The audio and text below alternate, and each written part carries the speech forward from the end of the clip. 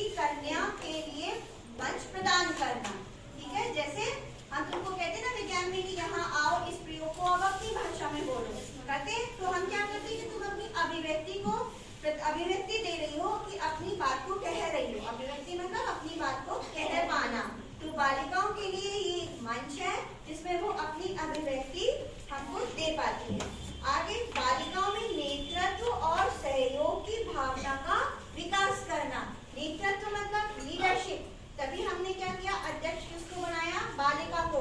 तो अब हम अध्यक्ष से ये उम्मीद करेंगे कि वो प्रमुख कार्य करे और वो हम जो उसको कहें वो तुम लोगों में उस काम को डिस्ट्रीब्यूट करे और तुम लोग उसका पूरा सहयोग करो उस काम को करने के लिए। ठीक है, पावर एंजल बनी, इसमें कोषाध्यक्ष बना, इसमें और एक हमने सचिव बनाए और सदस्य बाकी, है ना। अब देखो, सभी विद्यार्थियों में जीवन कौशल का विकास करना, ये भी मीना मंच का उद्देश्य होता है। जीवन कौशल क्या होता है, देखो हमारे को जीवन जीने का एक कौशल, हम कैसे आपस में बातचीत करें, कैसे सभ्यता से रहें, हमारी भाषा क्या होनी चाहिए, हमारा हम जैसे हम स्कूल आते हैं हमारा समय अनुपालन कैसा होना चाहिए, ये सब हमारा एक जीवन कौशल है। ठीक है, इसका भी हम अपने जीवन में सुचारू रूप से करें, ये भी हमें मीना मंच के अंतर्गत हम इसका उद्देश्य है। अब किशोरावस्था संबंधी जिज्ञासाओं की अभिव्यक्ति और उनका समाधान। जब बच्चा बचपन से धीरे धीरे बड़ा होता है, युवावस्था में आता है, तो वो किशोर होने लगता है।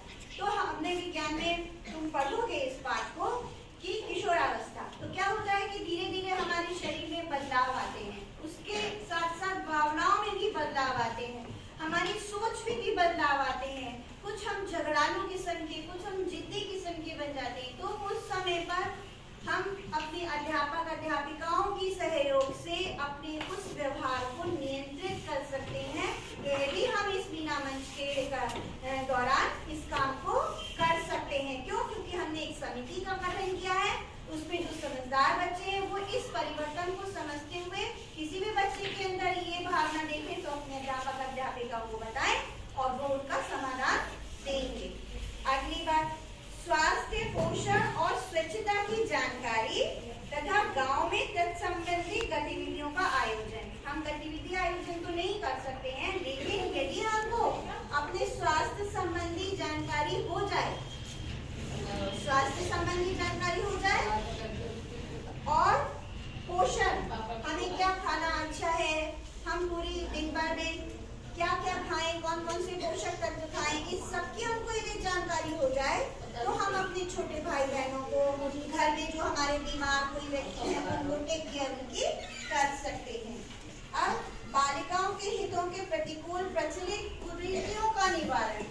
क्या होता है, कुछ समाज में ऐसे घर परिवार होते हैं जहाँ बालिकाओं को कक्षा 8वीं तक बैठा दिया जाता है, तो अब आगे बढ़ेगी नहीं, उसकी जल्दी शादी कर दी जाती है, या उसको किसी लड़के को बाल श्रम में लगा दिया जाता है कि चल जा पैसे कमा के ला, लेकिन नहीं, यहाँ हम उसको भी मैनेज करेंगे कि ठीक है पैसा भी जरूरी है लेकिन पढ़ाई भी जरूरी है, तो आप समय प्रबंधन करिए। तो ये सब चीजें हम बड़ी चर्चाएं करेंगे मीना मंच के अंतर्गत अपने अध्यापक अध्यापिकाओं के साथ में बैठकर इसी प्रकार से। तो ये हमारे मीना मंच के उद्देश्य